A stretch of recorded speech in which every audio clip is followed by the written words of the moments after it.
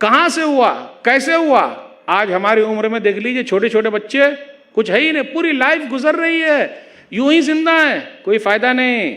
अपनी जिंदगी का मकसद समझिए, गौर कीजिए, आगे बढ़िए। आइए कुछ मिसाल देकर अपनी बात खत्म करूंगा। नौजवान हो तो ऐसा कैसा, यूसुफ अलैहिस्सलातु वस्सलाम जैसा। सूरह यूसुफ सूरह नंबर 12 आयत नंबर 23 से 29 तक पढ़िए। कुछ लोग बोलते हैं कि मौली साहब इतना काम करता हूं लेकिन कभी मेरी तारीफ नहीं होती। मेरे भाइयों, जब लोगों ने नबियों को बेच दिया है कौड़ी के बदले, यूसुफ अलैहिस्सलातु वस्सलाम को बेचा गया कौड़ी के बदले, कोई अहमियत नहीं है, तो हमारे और आपकी क्या अहमियत है? इसलिए कभी वो तारीफ के भूखे मत रहिएगा, काम अल्लाह के लिए करना है। दुनिया में तो लोग आपको गाली ही देते रहेंगे और मरने के बाद बोलेंगे हाँ भाई कोई आदमी था। तो यूसुफ अलैहिस्सलातु वस्सलाम घर के अंदर हैं, शादी भी नहीं हुई है, खूबसूरत है, उनकी अम्मी भी खूबसूरत थी।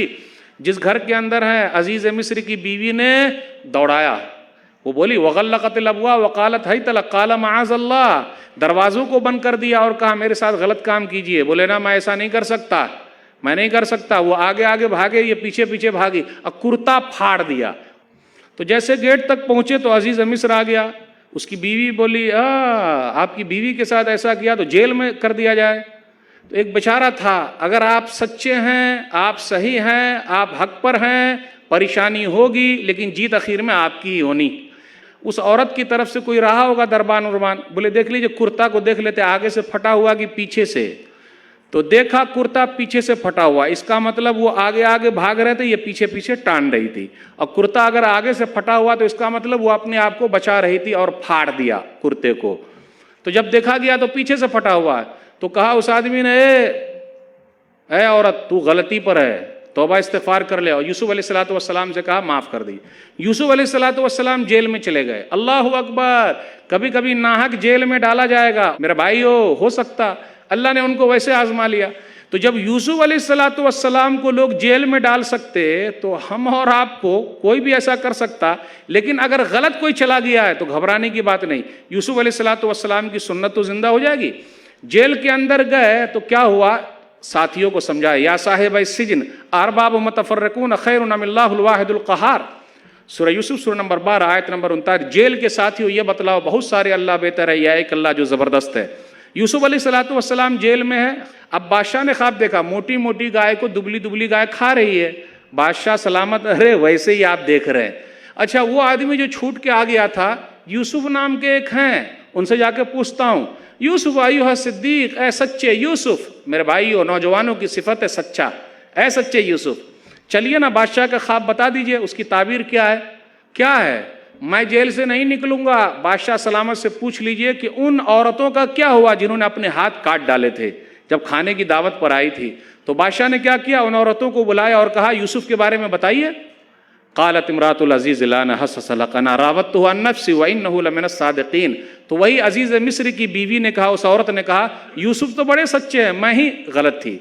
तो पता ये चला जब आप जेल में हैं, जब तक पूरी सफाई ना हो जाए बाहर ना निकलिएगा। और पूरी सफाई हो जाएगी, कोर्ट से फैसला हो जाएगा, फिर आप निकलिए। जो जिंदगी बाकी है अल्लाह के राह में लगा दीजिए और यूसुफ अलैहिस्सलातु वस्सलाम की सुन्नत को जिंदा कर लीजिए।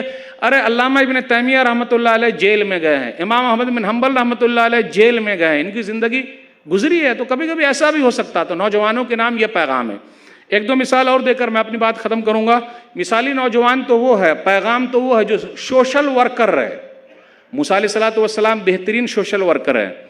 सूरह क़सस सूरह नंबर 28 आयत नंबर 23 और 24 से 28-29 तक पढ़िए, या 16-17 से 28-29 तक पढ़िए। मूसा अलैहिस्सलातु वस्सलाम रास्ते से गुजर रहे तो एक उनके खानदान का लड़ रहा, एक दूसरा लड़ रहा। आजकल जब कोई लड़ाई झगड़ा करता है तो हम और आप सेल्फी लेते हैं, सेल्फी का दौर बहुत चला हुआ है।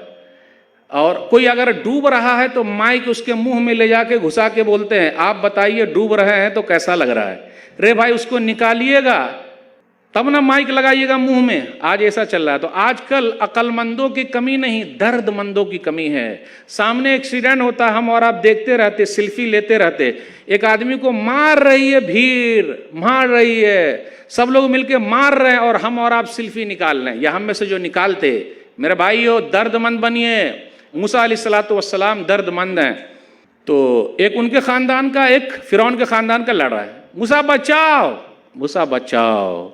फवकज़हु मूसा फ़क़ज़ा अलैहि, मूसा का घूंसा, मूसा अलैहिस्सलातु वस्सलाम ने ऐसा घूंसा मारा कि सामने वाला मर गया।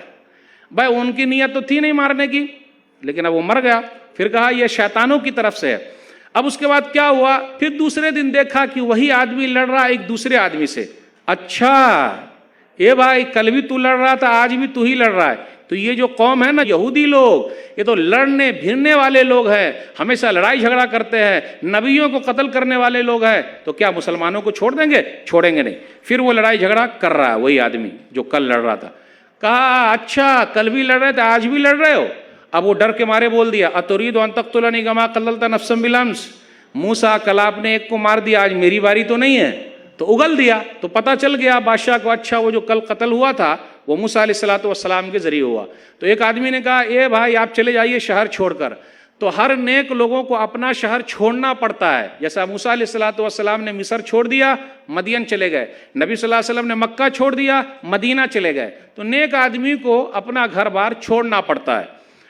मूसा अलैहिस्सलातु वस्सलाम जब मदियन पहुंचे तो दो लड़कियों को देखा। यहां रुकिए।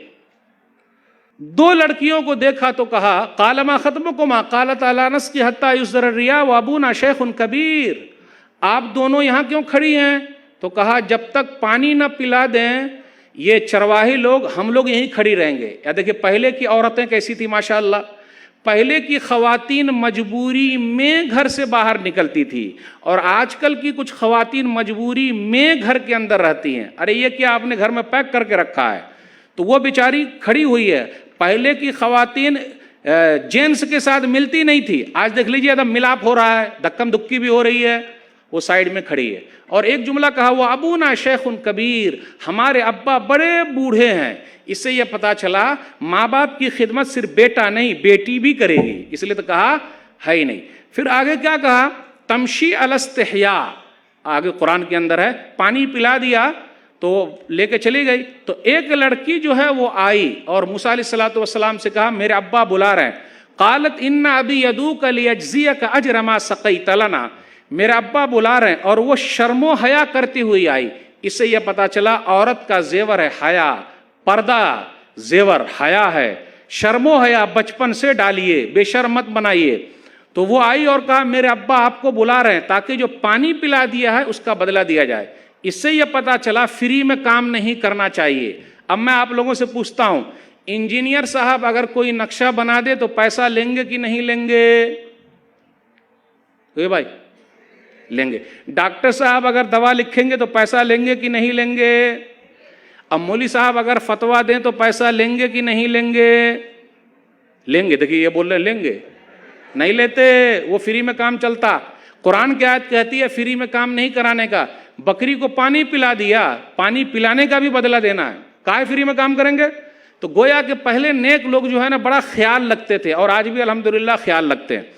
उसके बाद उस लड़की ने यह कहा कि अब्बा जान इनको अपने घर पे रख लीजिए, या अब तिस्ताजिर हो, इसको अपने घर पे रख लीजिए। इससे यह मसला निकला कि एक मर्द अपने घर के अंदर आ जाएंगे तो हम खवातीन को बाहर नहीं निकलना है। उसके बाद शुएब अलैहिस्सलातु वस्सलाम या शुएब नामी नेक आदमी ने कहा कि मैं अपनी दोनों बेटियों में से एक बेटी का निकाह आपसे करना चाहता हूं। इससे यह मसला निकला परदेसी अगर तौहीद वाला है तो अपनी बेटी उसको दे सकते कि नहीं? दे सकते ना भाई, देना चाहिए। लेकिन आजकल अपने यहाँ क्या हो रहा है, दान दहेज लेना हराम है कि हलाल है भाई? हराम। और 1 लाख कमाने वाला दामाद ढूंढना हलाल है कि हराम? 1 लाख कमाने वाला दामाद ढूंढना हलाल है कि हराम? हलाल। सही कहा आपने। सब लोग बोलते हैं दीनदारी दीनदारी दीनदारी और ढूंढते हैं कि कम से कम दामाद जो है 1 लाख 2 लाख कमाने वाला होना चाहिए। तो क्या शुएब नामी नेक आदमी ने ढूंढा कि मेरा दामाद जो है मूसा अलैहिस्सलातु वस्सलाम लाख कमाने वाला? नहीं, ईमानदार है, ताकतवर है, अमानतदारी सबसे अहम चीज़ है, दीनदारी मेरे भाइयों। फिर 8 साल पर मुआहदा तय हुआ, 8 साल रही है या 10 साल। इससे यह पता चला ससुराल में भी जाके सास ससुर की खिदमत कर सकते। आजकल लोग बोले देखो जोरू का गुलाम हो गया, बीवी का नौकर हो गया। अरे वहां जाके ससुराल में बसा हुआ मिसाली नौजवान वो है, अपने माँ बाप की खिदमत के साथ साथ सास ससुर की भी खिदमत करे। इससे ये पता चला साला नहीं रहे होंगे तो उधर का भी जो है पूरा सामान अपने ही को मिलेगा। तो अगर सास ससुर की जरा खिदमत हो जाएगी तो हरज क्या है? कोई हरज है बोलिए? लेकिन आजकल लोग उड़ा देंगे, जोरू का गुलाम हो गया, बीवी का नौकर हो गया। इसलिए मेरे भाइयों, यही पैगाम है, अपना भी ख्याल, बाहर भी ख्याल, सबका ख्याल। और मैं अपनी बात को ख़त्म कर रहा हूँ।